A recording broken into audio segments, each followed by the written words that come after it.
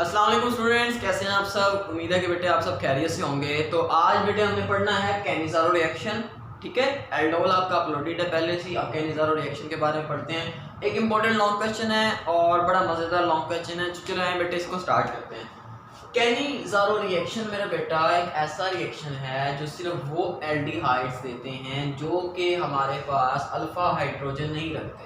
ठीक है ना, मतलब क्या कहना चाह रहा हूँ मैं ये कहना चाह रहा हूँ कि अगर फॉर एग्जांपल आपके पास ये एक एल्डिहाइड है और इसका नाम है फॉर्मेल्डिहाइड। ठीक है ना, अब अगर हम इस एल्डिहाइड को देखें तो इसमें कोई अल्फा कार्बन नहीं है। देखो मैं दो एग्जांपल लेता हूँ। फॉर एग्जांपल एक है आपके पास CH3COOH, ये आपके पास एक एल्डिहाइड है, ये भी आपके पास एल्डिहाइड है। तो अभी लास्ट टाइम एल्डोल जो पढ़ा था उसमें मेरा बेटा ये था कि तमाम वो एल्डिहाइड्स या कीटोन जो कि अल्फा हाइड्रोजन रखते हैं वो आपके पास कौन सा रिएक्शन देते हैं, वो आपके पास देते हैं एल्डोल रिएक्शन। अब अल्फा कार्बन किसे कहते थे, फिर से याद करवा रहा हूँ कि मेरा बेटा जो आपके पास कार्बोनाइल ग्रुप के साथ पहली कार्बन होती है उसे बोलते हैं अल्फा कार्बन।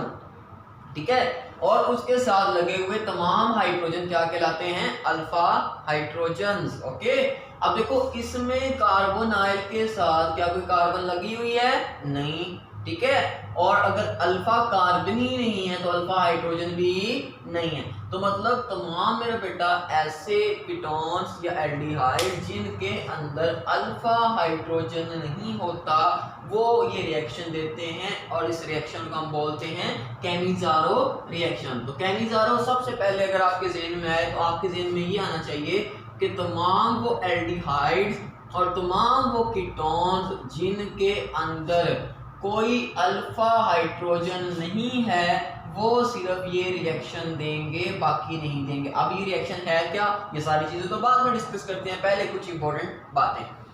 तो तमाम वो एल्डिहाइड और कीटोन जिनके पास अल्फा हाइड्रोजन नहीं वो कैनिज़ारो रिएक्शन देंगे, और तमाम वो जिनके अंदर अल्फा हाइड्रोजन है वो ये रिएक्शन नहीं देंगे। अंडरस्टैंड, पहली बात तो आपने याद रखनी है। दूसरी बात, जब भी आपने कैनिज़ारो रिएक्शन करवाना है तो जो आपने बेस यूज करनी है, क्या यूज करनी है, बेस, वो उसकी कंसंट्रेशन जो होगी हमेशा क्या होगी मेरे बेटा, हाई होगी। ठीक है, कंसंट्रेटेड NaOH आप यूज करेंगे। देखो एल्डोल कंडेंसेशन और कैनिज़ारो में फर्क ही है कि एल्डोल कंडेंसेशन होता है थोड़ी सी बेस की प्रेजेंस में, लेकिन इसके लिए अगर आपने रिएक्शन करवाना है तो जो आपको बेस यूज करनी है उसकी कंसंट्रेशन अप्रॉक्सीमेटली 50% होनी चाहिए, फिर ये रिएक्शन होता है, अदरवाइज ये रिएक्शन नहीं होता। दूसरी बात। तीसरी बात जो मेरे बेटा आपने याद रखनी है तो ये याद रखनी है कि जो कैनिज़ारो रिएक्शन है वो एक डिसप्रोपोर्शनेशन रिएक्शन है। कौन सा, डिसप्रोपोर्शनेशन रिएक्शन। अब ये कैसे रिएक्शन होते हैं मेरे बेटा, ऐसे तमाम रिएक्शंस जिसमें दो काम हो रहे हो, मतलब क्या हो रहा हो, एक हो रही हो ऑक्सीडेशन, ओके, और दूसरा काम क्या हो रहा हो, रिडक्शन। ठीक है, तो ऐसे रिएक्शन जिसमें एक ही कंपाउंड की ऑक्सीडेशन भी हो रही है और एक ही कंपाउंड की रिडक्शन भी हो रही है, ऐसे तमाम रिएक्शंस को मेरा बेटा हम बोलते हैं डिसप्रोपोर्शनेशन रिएक्शन। तो जब एक ही मॉलिक्यूल की ऑक्सीडेशन होती है तो जो प्रोडक्ट बनता है उसे हम नाम देते हैं ऑक्सीडाइज्ड प्रोडक्ट। क्या नाम देंगे भाई, ऑक्सीडाइज्ड प्रोडक्ट। और अगर मेरा बेटा उसी की रिडक्शन हो रही है तो हम उससे जो प्रोडक्ट बनेगा उसको नाम क्या देंगे, रिड्यूस्ड प्रोडक्ट। तो कैनिज़ारो पढ़ने से पहले हमें ये कुछ चीजें पता होनी चाहिए। अभी इनको जस्टिफाई करते हैं कि इनका मतलब क्या है। ठीक है ना, चलो अभी एक एग्जांपल ले लेते हैं। जैसा कि ये पहले मैंने एक एग्जांपल लिखी हुई है कि ये आपके पास कोई भी ऐसा एल्डिहाइड है जिसके अंदर अल्फा हाइड्रोजन नहीं है। ठीक है ना, तो मेरे बेटा जब दो आपके पास, याद रखिएगा हमेशा दो मॉलिक्यूल यूज होंगे, जब दो ऐसे एल्डिहाइड या कीटोन्स आपके पास in the presence of base, ठीक है मेरे बेटा, कुछ टेम्परेचर पे रिएक्शन करते हैं, ठीक है, तो फिर कौन सा रिएक्शन होता है, कैनिज़ारो। ठीक है ना, अब उसके रिजल्ट में एक मॉलिक्यूल की ऑक्सीडेशन होती है और ऑक्सीडाइज्ड प्रोडक्ट बनता है, और एक मॉलिक्यूल की रिडक्शन होती है और रिड्यूस प्रोडक्ट बनता है। फॉर एग्जांपल अगर फॉर्मेल्डिहाइड के दो मॉलिक्यूल्स इस प्रोसेस से गुजरते हैं तो एक जो प्रोडक्ट बनेगा वो कुछ ऐसा होगा, HC≡ONA। ठीक है, अब ये Na कहाँ से है, ये जो हमने NaH यूज किया। ठीक है, अब एक तो ये बनेगा, अब इसका नाम क्या है, इसका नाम है सोडियम फॉर्मेट। क्या नाम है बेटे, सोडियम फॉर्मेट। एक तो ये बनेगा ये, और दूसरी चीज क्या बनेगी, और जो एक आपके पास रिएक्टेंट होगा वो किसमें कन्वर्ट हो जाएगा, वो कन्वर्ट हो जाएगा CH3OH। अब इसका नाम क्या है, इसका नाम है मिथाइल अल्कोहल। क्या नाम है इसका बेटे, मिथाइल अल्कोहल। तो कैनिज़ारो रिएक्शन के दौरान जो भी आप अल्फा हाइड्रोजन के बगैर वाला एल्डिहाइड कीटोन यूज करते हैं, हमेशा दो मॉलिक्यूल यूज होते हैं। एक उनमें से साल्ट में कन्वर्ट हो जाता है, किसके, कार्बोक्सिलिक एसिड के। देखो अगर मैं यहाँ पे H लिख दूं तो ये क्या है आपके पास, ये आपके पास आपका है कार्बोक्सिलिक एसिड। ठीक है ना, और अगर हम H को रिमूव करके उसकी जगह अगर बेटा कोई मेटल लगा देते हैं तो वो क्या बन जाता है, कार्बोक्सिलिक एसिड का साल्ट। तो असल में ये क्या है, कार्बोक्सिलिक एसिड का साल्ट। तो याद रखिएगा कि हमारे पास एक बनता है कार्बोक्सिलिक एसिड का साल्ट, और उस साल्ट को हम बोल देते हैं ऑक्सीडाइज्ड प्रोडक्ट। क्या बोलते हैं, ऑक्सीडाइज्ड प्रोडक्ट। ऑक्सीडाइज्ड क्यों बोलते हैं, देखो इसके अंदर कितने ऑक्सीजन है फॉर्मेल्डिहाइड के अंदर, शुरू में एक, लेकिन आपको देखो इसके अंदर कितने ऑक्सीजन है, दो। इसका मतलब है कि इस कंपाउंड की ऑक्सीडेशन हुई है। यही तो बात की थी कि एक मॉलिक्यूल की ऑक्सीडेशन हो जाती है और उसके रिजल्ट में जो प्रोडक्ट बनता है उसे क्या बोलते हैं, ऑक्सीडाइज्ड प्रोडक्ट। क्योंकि मेरा बेटा यहाँ पे ऑक्सीजन नहीं है और यहाँ पे दो है। ठीक है ना, वहां पे एक था, यहाँ पे दो है। तो अब ये जो प्रोडक्ट बना इसको बोलेंगे ऑक्सीडाइज्ड प्रोडक्ट। और ऑक्सीडाइज्ड प्रोडक्ट हमेशा क्या होगा, कोई ना कोई साल्ट होगा। किसका साल्ट होगा, कार्बोक्सिलिक एसिड का। ठीक है, मैकेनिज्म समझेंगे तो बड़े अच्छे से समझ में आ जाएगा। अच्छा, अब ये दूसरा जो प्रोडक्ट बना जिसका नाम क्या है, मिथाइल अल्कोहल। ठीक है, अब इसको मेरा बेटा हमेशा हम कहते हैं रिड्यूस्ड प्रोडक्ट। क्या बोलते हैं, रिड्यूस प्रोडक्ट। तो रिड्यूस प्रोडक्ट हमेशा कौन सा बनेगा, हमेशा कोई ना कोई अल्कोहल ही बनेगा। ठीक है, अब इसको रिड्यूस क्यों कहते हैं, देख लो इधर देखो, फॉर्मेल्डिहाइड में कितने हाइड्रोजन है, दो, और ऑक्सीजन एक। लेकिन यहाँ पे देखो ऑक्सीजन तो एक है, मतलब ऑक्सीजन में कोई कमी बेशी नहीं हुई। ठीक है ना, हाइड्रोजन देखो वहां पे दो है लेकिन यहाँ पे तीन और ये चार, मतलब अब हाइड्रोजन बढ़ गए हैं। And addition of hydrogen is called as reduction. मतलब एक मॉलिक्यूल की रिडक्शन हुई और उसके रिजल्ट में ये प्रोडक्ट बना, तो इसको क्या बोलेंगे, रिड्यूस्ड प्रोडक्ट। तो वो हमेशा क्या होगा बेटा, अल्कोहल। ठीक है, तो कैनिज़ारो रिएक्शन में बेटा ऐसा होता है कि एक हमारे पास जो प्रोडक्ट होता है वो ऑक्सीडाइज हो जाता है, जैसा कि ये, इसमें ऑक्सीजन बढ़ गया, और एक प्रोडक्ट जो होता है वो रिड्यूस हो जाता है, जैसा कि ये, इसमें हाइड्रोजन बढ़ गया। Addition of oxygen is called oxidation, addition of hydrogen is called reduction. तो इसी वजह से मैंने कहा था कि ये एक डिस्प्रोपोर्शनेशन रिएक्शन है, मतलब एक ऐसा रिएक्शन जिसके अंदर एक ही मॉलिक्यूल, देखो ये भी फॉर्मेल्डिहाइड, ये भी फॉर्मेल्डिहाइड, एक ही मॉलिक्यूल है ना, एक जैसे ही, तो एक जैसे मॉलिक्यूल में से एक की ऑक्सीडेशन हो जाती है और एक की क्या हो जाती है मेरे बेटा, रिडक्शन। अब नाउ क्वेश्चन इज दैट ये सारा कुछ होता कैसे है, उसके लिए हमें इसका मैकेनिज्म समझना पड़ेगा। तो मेरे बेटा जल्दी से हम इसका मैकेनिज्म करते हैं। अब इसको देखते हैं मेरे बेटा, बड़ी आसान इसका मैकेनिज्म है, तो समझने की कोशिश करते हैं कि असल में मैकेनिज्म में होता क्या है। अच्छा बेटा, इसका मैकेनिज्म देखें कहां से स्टार्ट होता है, समझते हैं इसको। तो अब हम करने जा रहे हैं मैकेनिज्म ऑफ कैनिज़ारो रिएक्शन। देखें, सबसे पहले हमारे पास कोई भी फॉर एग्जांपल फॉर्मेल्डिहाइड है, HC≡OH, फॉर्मेल्डिहाइड है डेफिनेटली।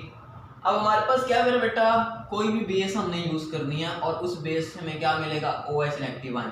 फॉर एग्जांपल अगर हमारे पास सोडियम हाइड्रोक्साइड यूज करते हैं तो क्या बनेगा, Na पॉजिटिव और OH नेगेटिव। तो बेसिकली बेस क्या होती है, कोई भी ऐसी चीज जो कि मेरा बेटा आपके पास OH नेगेटिव आयन दे। तो ये किसी बेस से OH नेगेटिव आयन आए होंगे तो डेफिनेटली बेटे हमें पता है कि ये कार्बन पार्शियल पॉजिटिव चार्ज वाली होती है और ये ऑक्सीजन जो होता है इसके ऊपर पार्शियल नेगेटिव चार्ज होता है। तो पहले स्टेप के अंदर क्या होगा कि जो आपके पास OH ग्रुप है ये जाके इस कार्बन पे अटैक करेगा और ये इलेक्ट्रॉन डेंसिटी आगे मूव कर दी। तो पहले स्टेप के अंदर आपके पास फिर क्या हो गया बेटा, अटैक का मतलब अटैच हो जाना, बॉन्ड बना लेना। अब इससे के बाद क्या हुआ कि आपके पास ये था कार्बन, उसी कार्बन की बात कर रहा हूँ। अब उसके साथ लगा हुआ था क्या मेरा बेटा, एक हाइड्रोजन था। अब उसके साथ जाके क्या लग चुका है, OH ग्रुप। तो ये आपके पास जाके लग गया उस कार्बन के साथ OH ग्रुप। अब उस कार्बन के पास एक और हाइड्रोजन भी था और इसके अलावा उस कार्बन के पास क्या था, एक ऑक्सीजन, जिसको मैं ऐसे लिख रहा हूँ। समझ आ रही मेरी बात? ऐसे लिख लें, ऐसे नहीं पता चलता, समझ नहीं आती वो क्या असर कर दिया आपने, कोई मसला नहीं फिर बेटा, आप ऐसे भी लिख सकते हैं। मतलब देखो मैं ऐसे लिख देता हूँ कि एक कार्बन था, उसके पास 2 हाइड्रोजन थे। फॉर एग्जाम्पल ये कार्बन था, उसके पास 2 हाइड्रोजन थे। तो अब उसके साथ जाके OH लग चुका है और एक ऑक्सीजन के ऊपर नेगेटिव चार्ज। इस ऑक्सीजन ने इस कार्बन पे अटैक किया, ये इलेक्ट्रॉन डेंसिटी आगे मूव करेगी और ये OH इस कार्बन के साथ अटैच हो गया और ये लग गया आपके पास ऑक्सीजन के ऊपर नेगेटिव चार्ज। तो पहले स्टेप के अंदर ये होगा। उसके बाद वाला स्टेप बड़ा इंपॉर्टेंट है, आपकी बुक ने ना उसको एक ही लम्हे में कर दिया सारा, मैं इसको अलग-अलग करना चाह रहा हूँ। अब बेटे ये जो नेगेटिव चार्ज ऑक्सीजन में बनता है ना, ये स्टेबल नहीं है, इसको स्टेबल होना है। अब उसका एक ही तरीका है, वो ये कि ऑक्सीजन दोबारा से कार्बन के साथ डबल बॉन्ड बना ले। लेकिन अगर ऑक्सीजन कार्बन के साथ डबल बॉन्ड बनाएगा तो कार्बन के 5 बॉन्ड हो जाएंगे। तो फिर कार्बन क्या करता है, कार्बन ये करता है कि ऑक्सीजन को कहता है कि अपने इलेक्ट्रॉन लेके आओ मेरे पास, और मेरे बेटा वो इस हाइड्रोजन को उसके इलेक्ट्रॉन दे के निकाल देता है बाहर कि जाओ भाई। अब उसके रिजल्ट में क्या होता है, मतलब उसके रिजल्ट में ये होता है कि H जो है ये H नेगेटिव की फॉर्म में निकल गया। अब ये जो H नेगेटिव बना इसे हम बोलते हैं हाइड्राइड आयन। क्या बोलते हैं, हाइड्राइड आयन। अब बाकी क्या बच गया, बाकी आपके पास ये था H लिख दो और ये क्या था C लिख दो। अब इस C और ऑक्सीजन मतलब कार्बन और ऑक्सीजन के दरमियान क्या बन चुका है, दोबारा से डबल बॉन्ड, देख रहे हो ना, इलेक्ट्रॉन वापस आए और ये बन गया OH। तो मतलब आपकी बुक ने इसको इकट्ठा ही लिख दिया है, मैं इसको जरा अभी अलग-अलग लिख रहा हूँ। तो क्या हुआ दूसरे स्टेप के अंदर कि ऑक्सीजन पे इलेक्ट्रॉन डेंसिटी थी वो वापस आई और ऑक्सीजन और कार्बन का दोबारा से बॉन्ड बन गया और ये H नेगेटिव हाइड्राइड आयन निकल गया। अब ये जो चीज़ बनी है इसको हम बोलते हैं फॉर्मिक एसिड। क्या बोलते हैं बेटा, फॉर्मिक एसिड। अब फॉर्मिक एसिड बन चुका है और लेकिन ये हाइड्राइड आयन निकला है, इसके ऊपर क्या है, नेगेटिव चार्ज, ये भी स्टेबल नहीं है, इसने भी आगे किसी न किसी चीज़ के साथ पंगा लेना ही लेना है। अब ये बेटे जो हाइड्राइड आयन है ना, ये क्या करता है, जाहिर सी बात है अभी तक हमने एक ही मॉलिक्यूल लिखा ना फॉर्मिक एसिड का, उसी के साथ हो रहा है। दूसरा कोई फॉर्मिक एसिड का मॉलिक्यूल भी तो वहाँ पे होगा ना। फॉर एग्जांपल मैं इसको लिख लेता हूँ ऐसे, और उसके अंदर भी ऐसे ही होगा ना कि एक कार्बन में पार्शियल पॉजिटिव चार्ज और दूसरे के ऊपर पार्शियल, ऑक्सीजन के ऊपर पार्शियल नेगेटिव चार्ज। अब वो जो हाइड्राइड आयन यहाँ पे निकला है वो क्या करता है, वो जाकर इस कार्बन में फिर अटैक कर देता है, पॉजिटिव इस आयन को मिलता है वो अटैक कर देता है और ये इलेक्ट्रॉन डेंसिटी आगे मूव कर देती है। तो फिर इसके रिजल्ट में क्या बन जाता है, देखो जरा इसके रिजल्ट में क्या बन गया, इसके रिजल्ट में आपके पास ये हाइड्रोजन जब जाके इस कार्बन के साथ लगा तो वो पहले था CH2, अभी ऐसे हो गया, मतलब वो हो जाएगा कुछ ऐसे कि ये कार्बन था उसके साथ 2 हाइड्रोजन पहले लगे हुए थे, अब एक और हाइड्रोजन आके लग गया तो ये हो गया CH3 और ये O नेगेटिव। अब इसको ऐसे लिखना चाहते हो ऐसे लिख लो या इसको आप ऐसे भी लिख सकते हो CH3O नेगेटिव, क्योंकि बना तो यही ना, ठीक है ना। तो ये आपके पास बन गया मेरा बेटा CH3O नेगेटिव, ठीक है ना। तो ये आपके पास हुआ, ये आपकी बुक ने एक ही स्टेप में लिखा है, मतलब उन्होंने इलेक्ट्रॉन डेंसिटी मूव करवाई है, हाइड्रोजन आयन जो निकाला है वो फौरन से अटैक करवा दिया। लहदा लिखना चाहें लहदा लिख सकते हैं, इकट्ठा लिखना चाहें इकट्ठा लिख सकते हैं। चलो इसको मैं जरा शॉर्ट फॉर्म में लिख लेता हूँ कुछ ऐसे ही, मतलब कि जब ये हाइड्रोजन उधर गया तो वो क्या हो गया, वो हो गया CH3O नेगेटिव। अब ये बन गया आपके पास, मतलब 2 चीज़ें बनी अभी तक, एक फॉर्मिक एसिड और ये एक आयन, ठीक है। इस आयन को बोलते हैं math oxide ion, math oxide ion. अब बेटे जब इतना काम हो जाता है तो अभी तक हमारा ना तो अल्कोहल बना है ना इनको साल्ट बना है, तो ये जो फॉर्मिक एसिड होता है वो भी यहाँ पे प्रेजेंट होता है, तो फिर रिएक्शन होता है इन दोनों के दरमियान, फॉर्मिक एसिड और मैथ ऑक्साइड आयन के दरमियान। तो फॉर्मिक एसिड को अगर मैं उल्टा करके लिख लूँ ऐसे, मतलब ऐसे लिख लो OH C double bond OH, उल्टा लिखा है बस और कुछ नहीं किया, मतलब O को इधर लिख दिया H को इधर लिख दिया, कोई फर्क नहीं पड़ता।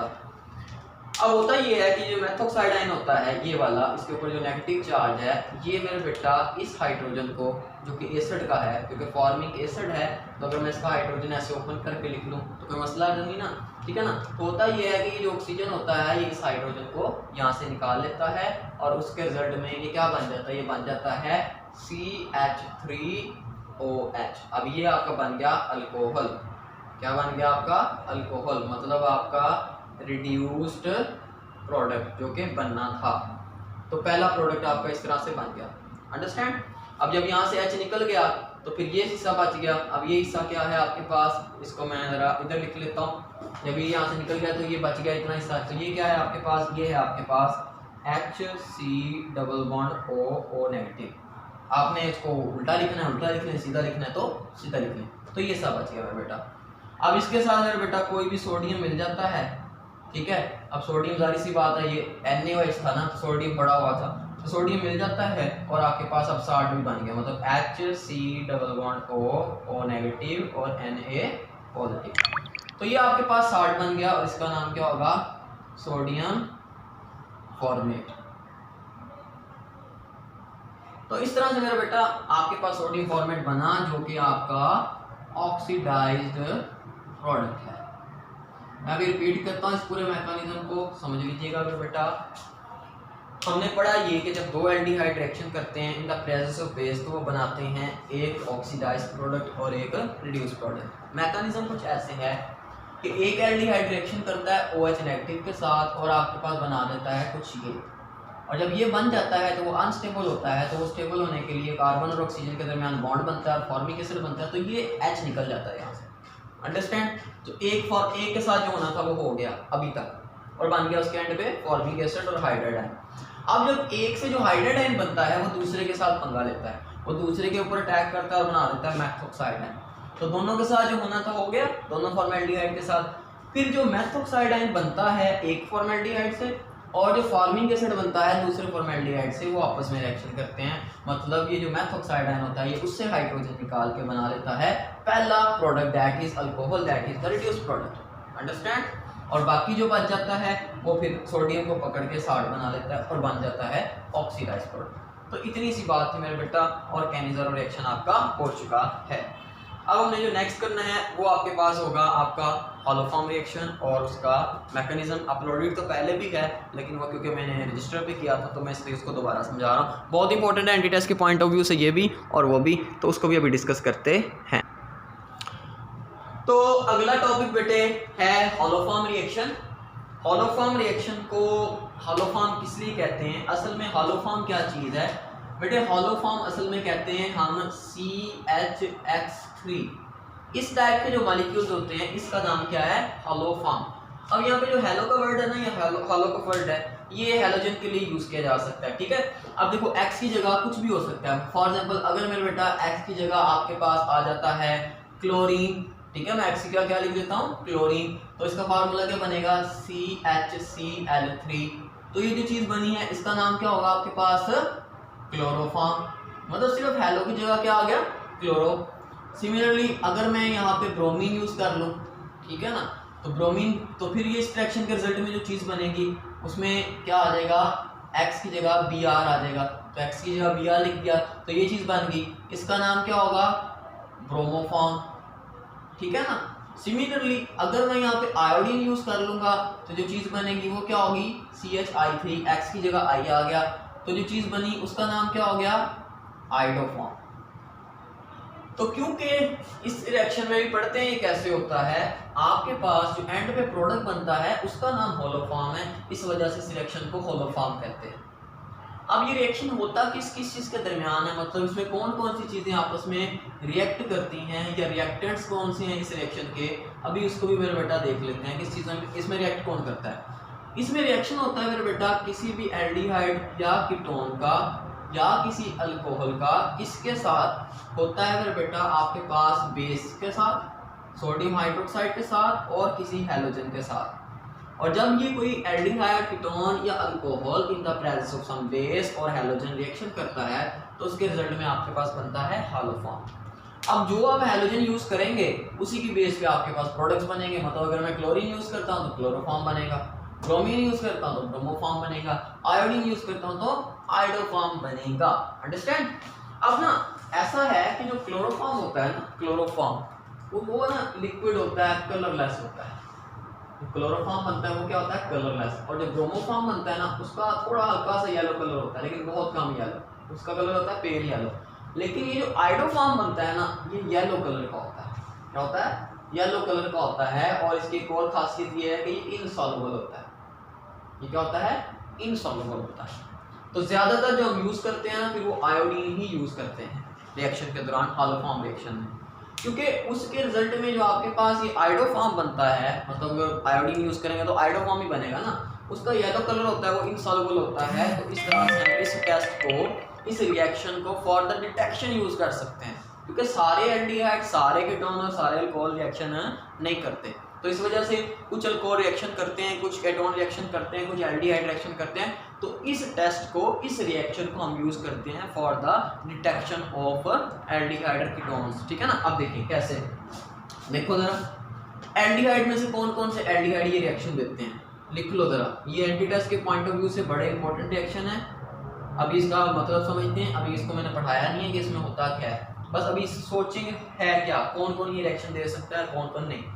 बेटे एल्डिहाइड्स में से सिर्फ और सिर्फ एक एल्डिहाइड ये रिएक्शन देता है और उसका नाम है एसिटैल्डिहाइड।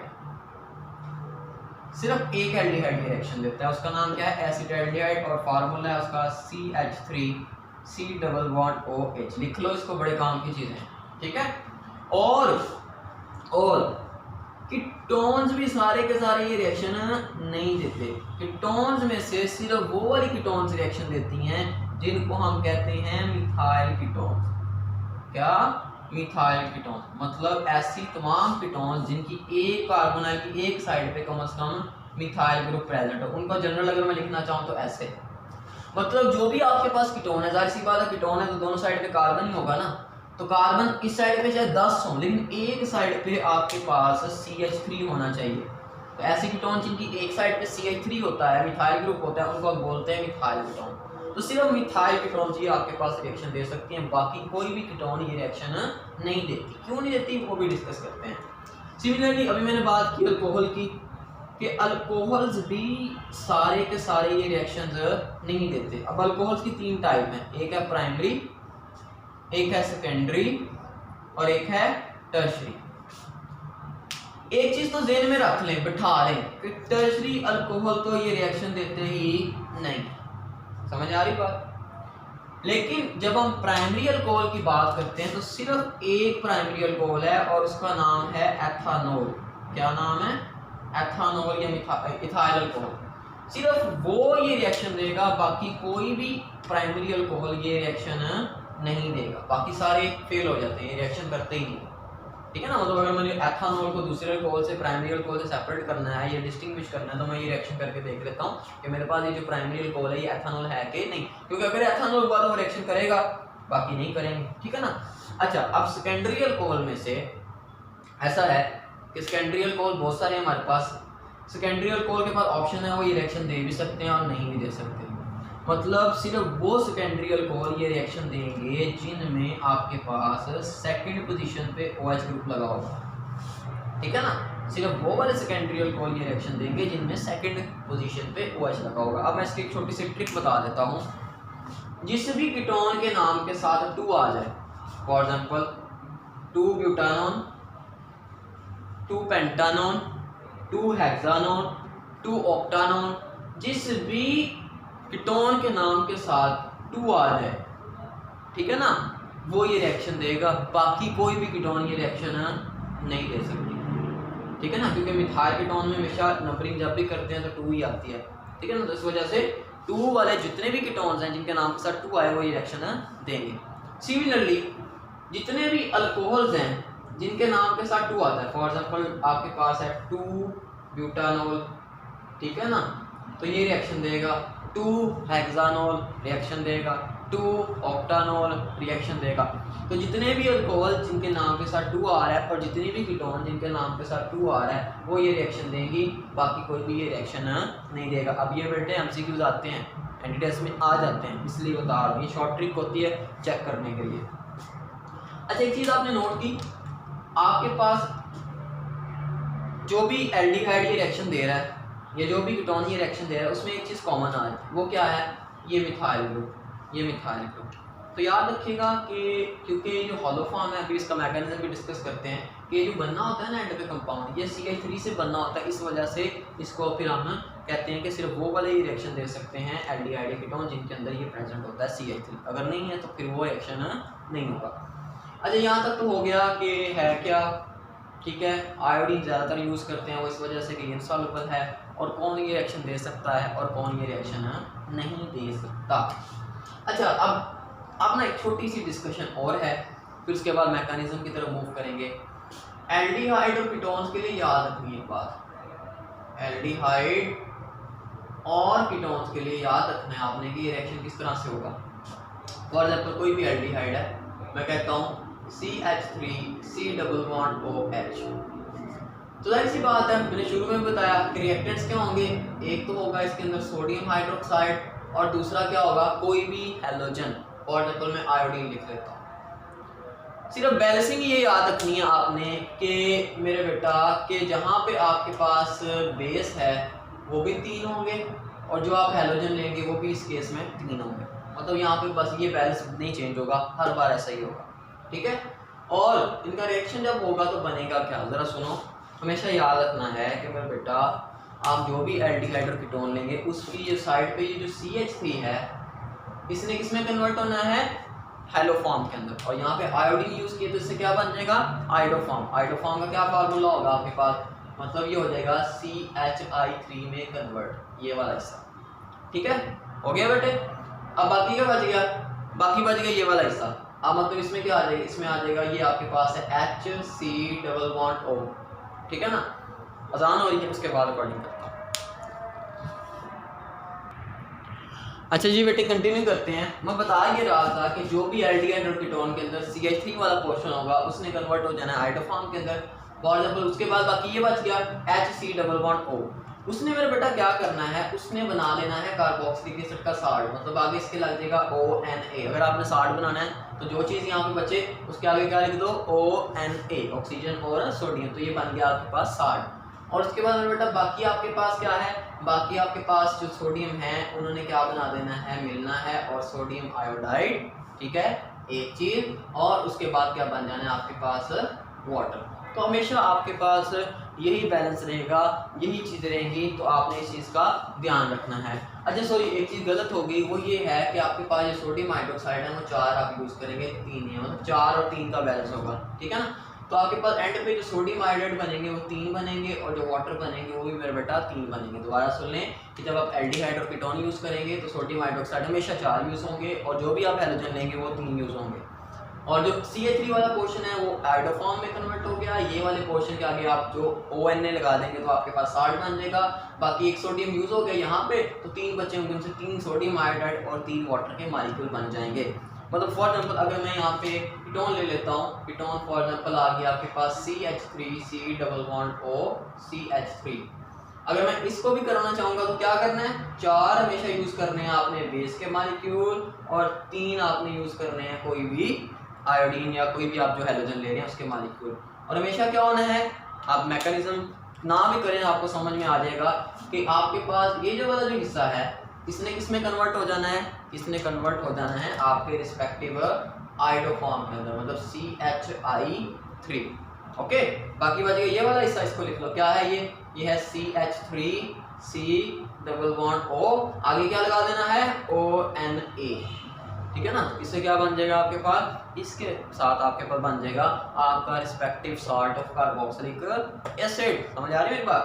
और बाकी फिर से वही 3 सोडियम बचे तो उनसे 3 सोडियम आयोडाइड, और अगर आपके पास बाकी क्या बच गया है, वाटर, तो वाटर भी बन जाएंगे, और वो भी कितने, 3। तो ये बैलेंस चेंज नहीं होगा जब भी आप एल्डिहाइड और कीटोन लेंगे। अच्छा क्या आप मुझे बता सकते हैं क्या ये वाला एल्डिहाइड या कीटोन ये रिएक्शन देगा,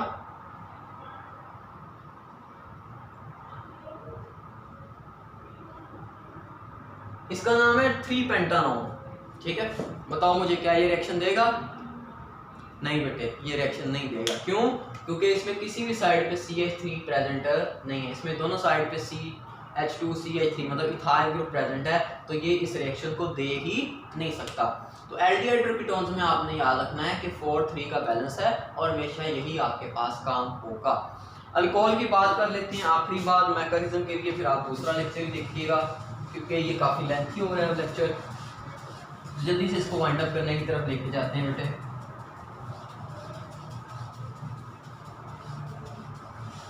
अच्छा, अब ऐसा है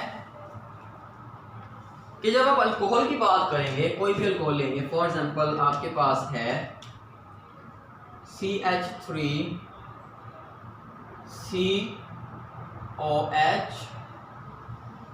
CH3, ये अल्कोहल है, सेकेंडरी अल्कोहल है और उसमें सेकंड पोजीशन पे OH लगा है, तो मतलब ये हाइड्रोफॉर्म रिएक्शन देगा।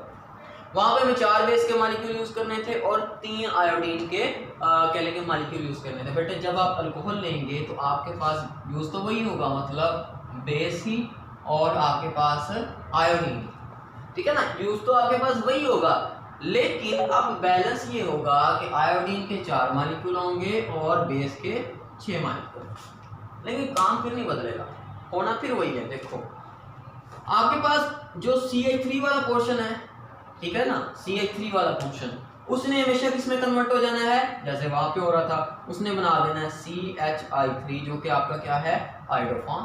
इसका येलो कलर होगा, ये बैठ जाएगा नीचे, इनसॉल्युबल है क्योंकि। और बाकी ये वाला जो पोर्शन है मेरे बेटा, क्या बच गया, ये बच गया आपके पास CH3 CH और ये OH। अब ये OH नहीं लिखना, आपने इसमें से H निकाल के बाद इसको डबल बॉन्ड बना देना, ठीक है ना, समझ आ गई बात। अब इसको आपने क्या बना देना है, डबल बॉन्ड, ओके। और मेरा बेटा अब इसका क्या बनाना है, 60। अच्छा मैं इसको जरा आसान कर देता हूँ और आसान कर देता हूँ, मुश्किल हो जाएगा ऐसा समझना आप लोगों के लिए। मेरे बेटा जब आपके पास ये CH3 निकल गया इन द फॉर्म ऑफ हाइड्रोफॉर्म, बनना फिर वही है साल्ट ऑफ कार्बोक्सिलिक एसिड। तो आप ऐसा लिखें, आप ऐसा लिखें, CH3 निकल गया, CHOH ये लिख लिया। अब ये बच गया। अब आपने इसके साथ क्या ट्रीटमेंट करनी है, आपने इसके साथ ये ट्रीटमेंट करनी है कि आपने H रिमूव कर दिए, दोनों जो भी बचा हुआ कर दिए। आप यहाँ पे जब H रिमूव कर दिए तो आपने यहाँ पे लिख देना है डबल बॉन्ड और आगे लगा देना है OH, ठीक है। OH नहीं लगाना तो आप ऐसा करें, आप इसके लगा दें आगे ONA, ठीक है, जैसे पहले लगाते हैं, मतलब पहले हम सिर्फ लगाते थे ONA आगे, अब आपने ONA तो आगे लगाना है लेकिन हाइड्रोजन दोनों यहाँ से रिमूव कर देने हैं। और बाकी फिर आपके पास क्या बचा, यहाँ पे देखो एक सोडियम यूज हो गया तो बाकी 5 बचे, तो 5 बन जाएंगे आपके पास सोडियम आयोडाइड और 5 ही आपके पास बन जाएंगे वाटर के मॉलिक्यूल। तो इस तरह से आप अल्कोहल्स का देखेंगे। एक और एग्जांपल मैं दे देता हूँ, फॉर एग्जांपल आपके पास है CH3 CH2 CH OH CH, ये कोई अल्कोहल है, इसका हाइड्रोफॉर्म रिएक्शन देगा कि नहीं देगा, देगा क्योंकि सेकंड पोजीशन पे OH है। अब फिर क्या करेंगे, 6 लेंगे आप सोडियम हाइड्रोक्साइड के मॉलिक्यूल, 4 लेंगे आप कोई भी जो आप ले रहे हैं हैलोजन, होना फिर वही है क्या कि जो CH3 वाला हिस्सा है ये वाला, इसने किस में कन्वर्ट हो जाना है, इसने कन्वर्ट हो जाना है CHI3 में जो कि आपका क्या है, हाइड्रोफॉर्म। बाकी बच गया ये वाला हिस्सा, इसको लिखो ज़रा, कैसे लिखेंगे ज़रा लिखो, इसको लिखो CH3, लिखो CH2, लिखो COH H, ये बच गया ना। क्या कहा था, H रिमूव कर देने हैं, दोनों कर दिए, ठीक है। जो भी बचा आगे लगा देना है ONA और यहाँ पे बना देना है डबल बॉन्ड, आपके पास ये बन गया 60, ठीक है। और बाकी क्या बच गए बेटे, बाकी आपके पास फिर से वही 5 सोडियम आयोडाइड के मॉलिक्यूल और 5 आपके पास हो गए वाटर के मॉलिक्यूल। अब इस टेस्ट की इंपॉर्टेंस ये है मेरे बेटा कि कुछ एल्डिहाइड कीटोन्स ये टेस्ट देते हैं, कुछ नहीं देते, तो जो देते हैं उनको हम सेपरेट कर सकते हैं उन एल्डिहाइड कीटोन्स से जो कि ये टेस्ट परफॉर्म नहीं करते। तो ये शॉर्ट क्वेश्चन के तौर पे आता है। बेसिकली ये टॉपिक जो है ना एंटी टेस्ट के पॉइंट ऑफ व्यू से ज़्यादा इंपॉर्टेंट है क्योंकि इसके अंदर ये जो मैंने शुरू में बताया ना कि ये एल्डिहाइड देंगे, ये कीटोन नहीं देंगे, तो वो वाली सारी चीज़ें पूछी जाती हैं। बाकी ये शॉर्ट क्वेश्चन आ जाता है, मतलब कैसे आ जाता है कि give the iodoform test for alcohol, for acid aldehyde, for ketones. तो इस तरह से आपके पास ये क्वेश्चन आते रहते हैं। ठीक है मेरे बेटा, तो ये आपका लेक्चर हो गया आज का। तो इंशाल्लाह बाकी चीज़ें नेक्स्ट लेक्चर में डिस्कस करेंगे। काफ़ी लेंथी है आई नो, लेकिन कुछ चीज़ें डिटेल में जाना बहुत ज़रूरी थी। और थैंक यू वेरी मच। अल्लाह हाफिज़, अस्सलाम वालेकुम।